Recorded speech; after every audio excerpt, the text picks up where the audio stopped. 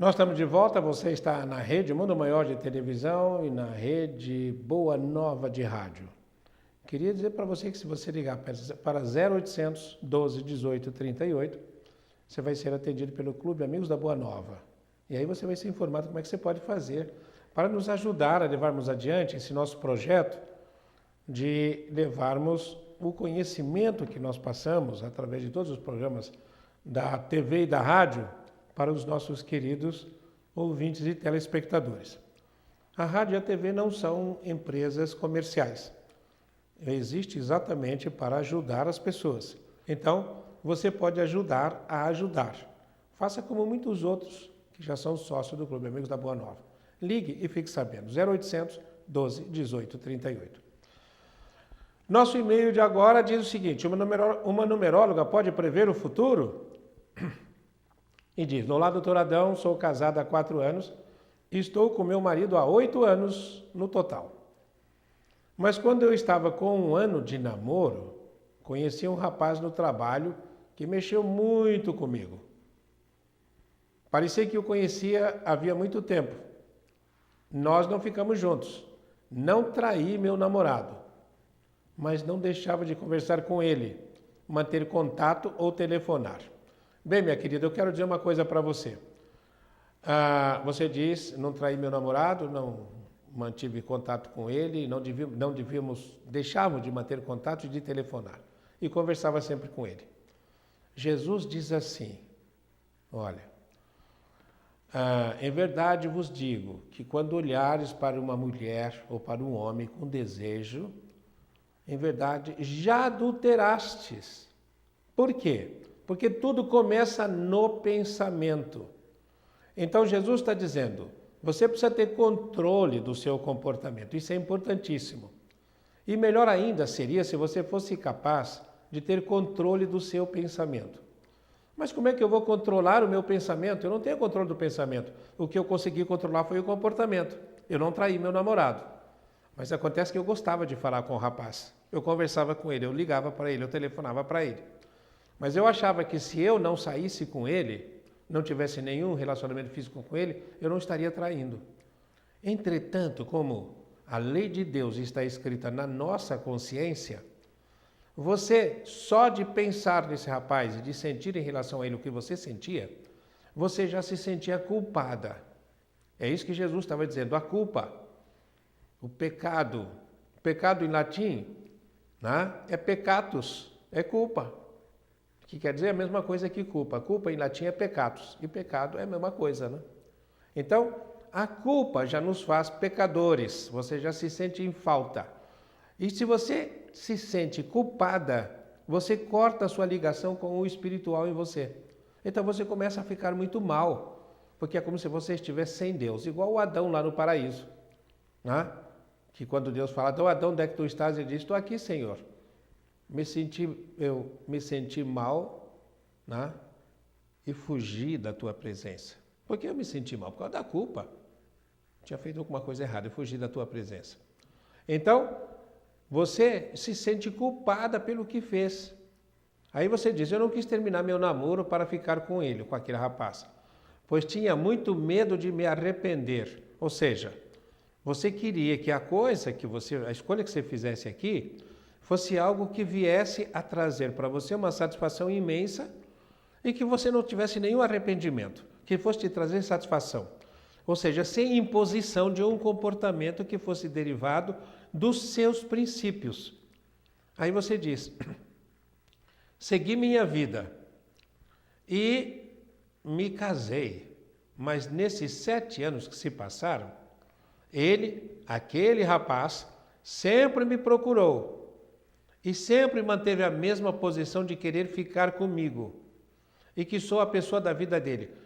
A senhora não fala que ele te pediu em casamento. Ele vai ficar com você, porque hoje a gente não sabe mais o ficar o que é, né? Se é ficar uma noite ou se é ficar a vida. Então você diz, ele diz que quer ficar comigo, sempre me procurou. E está procurando quem? Uma mulher casada. Então o que acontece? É isso que você precisa levar em consideração. Agora, tudo isso de que eu estou falando são forças que estão em torno de você. São energias que estão em torno de você. Aí você diz assim, Isso mexe muito comigo. E me pergunto se isso tem a ver com alguma coisa de vidas passadas. Você tem dúvida? É claro que tem a ver. Nada acontece por acaso. Aí você pergunta, como posso superar isso? Esquecer e não deixar que ele atrapalhe a minha vida atual. Ele não atrapalha a sua vida. É você que, como você disse, você vai deixar ele atrapalhar. Se ele atrapalhar, porque você está dando para ele o poder de atrapalhar a sua vida. Na busca de conhecimento e paz interior, procurei uma numeróloga e fiquei mais confusa do que já estava. Pois ela me disse que meu casamento está no fim. Olha, não entre nesta. O casamento seu está no fim? Não. Tudo depende do seu propósito, do seu projeto de vida. O seu casamento pode estar no fim se você for uma pessoa levada pelas circunstâncias. Provavelmente a numeróloga entrou nessa situação em razão da sua vibração. Eu sempre digo, numerologia, quirologia, que é ler as mãos, né? Cartomancia, que é ler cartas, tarô, tá? Tudo isso, eu digo, são amplificadores mediúnicos. Claro que vem aquelas coisas ali, você pode, mas tudo está em razão da vibração que as pessoas trazem. E, acima de tudo, você precisa ter o conhecimento e verificar o que é que você tem que fazer. Eu, se não me engano, já contei uma vez aqui de que, certa feita, os discípulos do Paramhansa Yogananda é um mestre oriental que ele fundou a Self-Realization Fellowship, Associação Internacional de Autorrealização, que fica na Califórnia, nos Estados Unidos, e que dá todo um processo de iniciação, de conhecimento, de orientalismo, de espiritualidade no nível oriental, de yoga principalmente, para aqueles que se filiam. E eles têm representantes aqui no Brasil, principalmente em São Paulo. Eu me lembro de que quando eu tinha lá meus entre 18 e 20 anos aproximadamente, eu estava passando por esses processos lá na rua Barão de Paranapiacaba, ali perto da Praça da Sé. Então, o Yogananda, certa feita, os discípulos chegaram à conclusão de que tinham que tomar muito cuidado com ele, porque eles levantaram o mapa astrológico do Yogananda. E naquela quadra, o Yogananda tinha que tomar um cuidado muito grande para não ficar resfriado, para não tomar friagem, porque havia uma configuração astrológica que ia fazer com que o Yogananda ficasse muito mal. Então ele estava correndo muitos riscos. O Yogananda ficou sabendo disso. E uma noite, em Luarada, ele convida os discípulos para sair para fazer um passeio na praia. E ele sai com um camisolão. Eles já ficam preocupados com aquele camisolão porque o Yogananda não estava agasalhado. E era frio, era um inverno muito intenso. Né? O Yogananda, mas como? Ele vai querer passear na praia com esse frio? E o Yogananda vai passear com eles na praia. Quando chega na praia, o Yogananda, para surpresa de todos, tira o roupão e fica completamente nu. E fala, mas essa água está tão bonita, está um convite para dar um mergulho. E eles ficam apavorados, ele vai dar um mergulho agora? Nesta situação, com a água gelada como está, ele vai mergulhar? E aí o Yogananda entra dentro da água gelada, nu. E quando ele faz isto, os discípulos ficam olhando ali apavorados e eles veem simplesmente que já não era mais o Yogananda que estava entrando na água fria. Eles viam só um intenso foco de luz. O Yogananda entra e daí a pouco ele sai da água, eles veem que o mestre está saindo, vem e fala com eles, como é gostoso um banho desse jeito, né? Um banho frio assim. O que ele estava fazendo? Ele estava mostrando que espiritualmente é possível estar acima desses prognósticos, daquilo que as circunstâncias estão falando a nosso respeito. As circunstâncias podem falar a nosso respeito. Quantas vezes os pais fazem prognóstico em relação aos filhos? Se você continuar desse jeito, você vai ser reprovado. É profecia? Se não tomar cuidado, vira profecia autorrealizada, né? Porque o pai não devia dizer desse jeito, olha, se você quer passar, você precisa fazer isso, isso, isso, isso, isso. Coloque o positivo sempre. Não vamos falar do negativo, tá? Então, olha só o que você diz.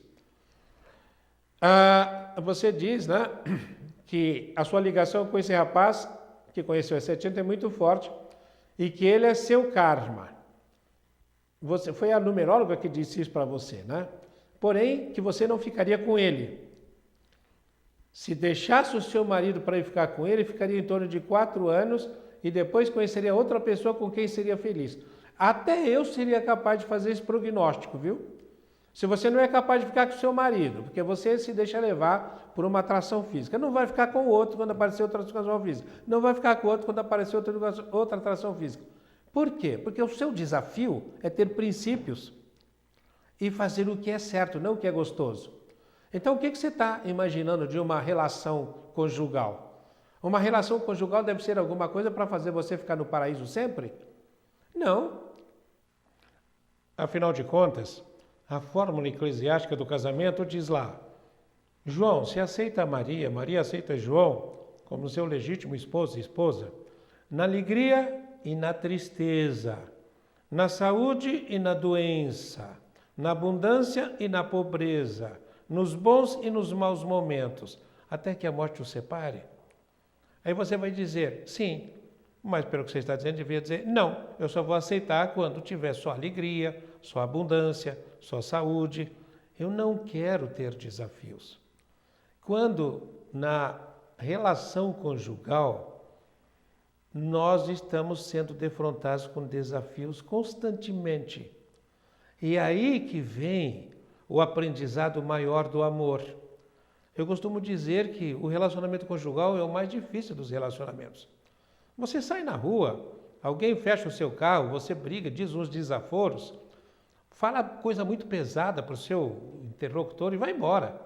No seu trabalho você briga com um colega de trabalho, você vai para a sua sala e vai para a sala dele. Às vezes você briga na mesma sala, você fica na sua mesa e na mesa dele. Agora, se você briga com a sua esposa ou com o seu esposo, você vai ter que voltar para casa, ir para o mesmo espaço onde está o outro. E à noite dormir junto, levantar no outro dia e olhar um para a cara do outro. Isto é um desafio de harmonização e de superação muito grande. E quando você aprende a fazer isto, você cresce e o outro também cresce. Então, essa história de nós ficarmos pela vida perguntando assim, quem é que vai me fazer feliz? Por que você não pergunta, a quem é que eu vou fazer feliz? Como é que eu vou ser feliz com alguém? A vida é feita de desafios. Desafios que as pessoas gostam de chamar problema. Eu gosto que fale desafios. É feito de desafios. Desafios nos quais você cresce. Como nós já falamos tantas e tantas vezes, se você quer treinar uma luta, você precisa de um parceiro que faça o papel de adversário. E quando você vence no treino, você fica grato ao outro e ajuda o outro, porque aí você quer se desenvolver juntos. Da mesma maneira, o relacionamento conjugal é assim. Você precisa investir. Como é que eu posso ser feliz no casamento? Como é que eu posso ser feliz no meu relacionamento? Com o que eu vou fazer, que investimento eu vou fazer. E não como é que o outro vai me fazer feliz no casamento. E como é que eu vou fazer isso ou aquilo. Se nós ficarmos procurando só o que é gostoso, nós estaremos no terreno do astral. Tá? A moça que continua nesse meio, ela diz assim, que não queria ter ouvido isso. Ela só queria entender um pouco dessa relação estranha e confusa que ela tem com o marido. É o que eu estou dizendo. Aí ela pergunta, uma numeróloga pode dizer sobre o futuro das pessoas dessa forma? Pode, não porque ela seja uma adivinha, mas porque você leva em você uma espécie de mapa do seu destino. É muito fácil, Jesus diz assim, né? Falando para os fariseus, vocês são capazes de olhar para o céu e de acordo com o formato das nuvens, vocês também são capazes de prognosticar. Vai chover, vai fazer sol. Mas por que vocês não são capazes de diagnosticar o final dos tempos? Será que vocês não são capazes de compreender que isso que vocês estão vivendo já passou? Que o mundo agora está exigindo outra dinâmica, outra forma de viver, que vocês não podem ficar escravos das letras da lei, mas precisam aprender a interpretar o fundo, o sentido, o espírito da lei. Da mesma maneira, você está fazendo a mesma coisa, minha querida. Tá? Está dando para a numeróloga o poder de dizer das suas coisas. Aí você pega, nossa, e quantas vezes acontece? Você quer saber mais? Não são só os numerólogos. Você sabe o que já aconteceu conosco em trabalho de desobsessão? De repente, uma pessoa que está sendo assistida, ela vai procurar um médico que é famosíssimo, psiquiatra. E os obsessores vêm e nós conhecemos aquele cara, nós sabemos o que fazer, nós já sabemos até o que ele vai falar, porque afinal de contas somos nós que vamos falar. Vai ver o que vai acontecer com esse palhaço quando ele voltar de lá. Realmente voltou com um saco de remédios e todos eles de alguma maneira tinham certa eficácia, porque o psiquiatra não deixava de ser psiquiatra apesar de estar influenciado. E de outra forma, tinha também um excesso, muita coisa que era inconveniente por causa da ação dos espíritos sobre um psiquiatra. Às vezes um médico, às vezes um psicólogo, todos nós somos influenciáveis. Aí você pode falar assim, o senhor está dançando um terrorismo, não se pode confiar em ninguém? É por isso que está escrito, vigiai e orai sem cessar, para não cair em tentação. Então, você escolha, eu quero ficar com fulano e fazer fulano feliz e ser feliz com fulano. Como é que nós vamos levar esta relação até o final? O que é que nós vamos fazer? Aí, você fazendo isto, você vai se sentindo cada vez mais alegre, porque você está fazendo a vontade de Deus. Não está querendo que seu marido faça a sua vontade, mas você também está procurando com ele fazer a vontade de Deus. Está querendo ajudar seu marido a fazer a vontade de Deus. E ambos estarão fazendo a vontade de Deus. Então, vocês poderão ser mais felizes. Você fazendo isso, você vai estar cumprindo com o seu propósito. Vamos ver agora o próximo e-mail. Uma irmã nossa diz assim, como pessoas tão estudadas como médicos podem se negar a ajudar? E ela diz, prezado doutor Adão, sou sua ouvinte há muito tempo, mas por outras razões, vim morar em Portugal e por causa do fuso horário não acompanho os programas como gostaria. Porém, sempre que posso, ouço através da galeria offline. Hoje ouvi sua entrevista com os médicos diretores da clínica João Evangelista, do Hospital João Evangelista, hoje. Quando eu morava aí no Brasil, residia próximo a esta clínica que conheço há muitos anos. Tenho um filho dependente químico que esteve internado várias vezes, mas sem resultados, pois ele sempre tem recaídas. Então decidi interná-lo involuntariamente. Internação involuntária é aquela que ela é solicitada a um hospital ou uma organização e essas pessoas vão lá e pegam o internando e o levam para o hospital. Procurei esta clínica para saber se havia essa possibilidade, mas para minha surpresa, essa clínica se destina a pessoas da classe A, pois as mensalidades, ou melhor, as diárias, são de preço muito elevados. Não sei, provavelmente eles devem ter feito uma pesquisa e chegado à conclusão de que você não era o caso de um atendimento social. Você disse que inclusive morava perto da clínica, para morar ali no alto da Cantareira, não pode ser uma pessoa sem recursos, e você diz ao lado da clínica. Então eu me pergunto, como procurei ajuda se as condições para tal são inatingíveis e os espíritos que o cercam e o acompanham continuam sempre ao seu redor? Se devia procurar um centro espírita, portanto, além de procurar um hospital. Como ele há de perceber o quão mal faz para si mesmo? Ele vai perceber isso quando você perceber o mal que você está fazendo para você também. Os médicos são pessoas esclarecidíssimas, têm faculdade, mestrado, doutorado, PhD e etc., PhD e etc. E se coloca tão longe do alcance daqueles que necessitam, que precisam. Se puder comentar alguma coisa, ficaria muito grato. O comentário que eu tenho que fazer é, você morava no Alto da Cantareira, é uma região classe A, e você queria um atendimento de classe C.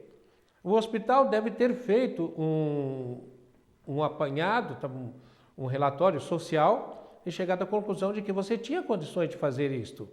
E você estava querendo, veja, um hospital, realmente é um hospital muito bom, mas ao lado da sua casa. E a outra coisa, você diz que o seu filho isso, seu filho aquilo.